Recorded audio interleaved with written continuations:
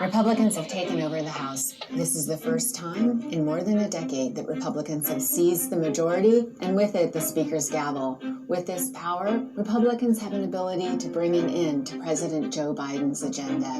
What they promise is largely a series of investigations into President Joe Biden, his family, and his administration.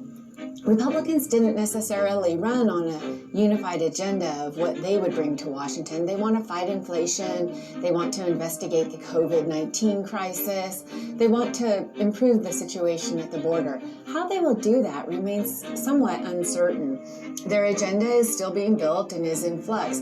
What's significant about this year's midterm election results is just how close it came out to be. Republicans only have a handful of majority, which will mean legislating and being able to govern next year will be much more difficult than many had anticipated.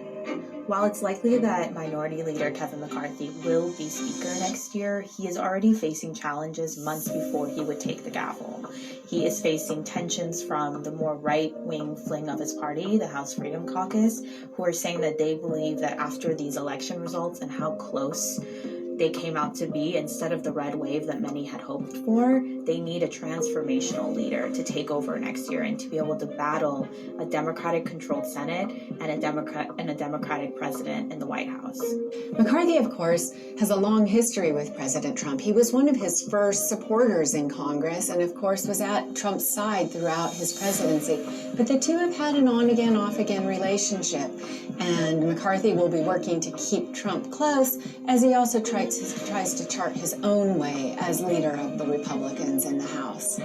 Hey, good evening, Julie. Well, for one of the things we're expected to see is a potential Republican leader, Kevin McCarthy. He could win the speakership of the 118th House of Representatives. Republicans in the 118th Congress will also control all House committees. Additionally, we'll probably see the end of the House committee investigating the January 6th hearing. We'll also see different investigations, many into President Biden, his children, potentially administration officials, and even some Democrats, and potentially counter investigations into January 6th. Those are all things that we're expecting from Republican leadership in the House of Representatives. It will also make it harder for President Biden to govern as the head of the Democratic Party, along, of course, with a Democratic U.S. Senate, which the House of Representatives will have to work with. President Biden, though, in the last couple of moments, just putting out a statement, I will read part of that right now. He said, "I congratulate Leader McCarthy on Republicans winning the House majority and am ready to work with House Republicans to deliver results for working families." He goes on to say, "I will work with anyone, Republican or Democrat, willing to work with me to deliver results for them. But one thing is clear, that this is going to be difficult for President Biden and for Democrats here in Washington to get their agenda across the line, given that we'll have to pass the House of Representatives. The one potential saving grace for Democrats, though, trying to enact their agenda, a tight House majority for Republicans will make it difficult for Republicans to pass many bills. It will make it difficult to agree on things for Republicans to get things across the finish line.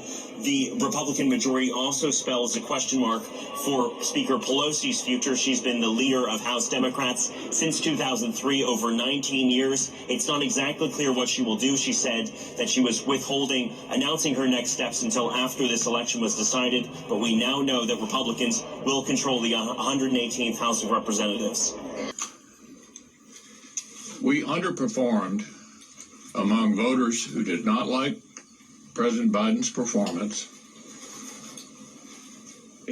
among independents and among moderate Republicans who looked at us and concluded too much chaos, too much negativity, and we turned off a lot of these centrist voters. With regard to Georgia, we underperformed among centrist voters, independents, and moderates in Georgia. We need to try to do better in the runoff.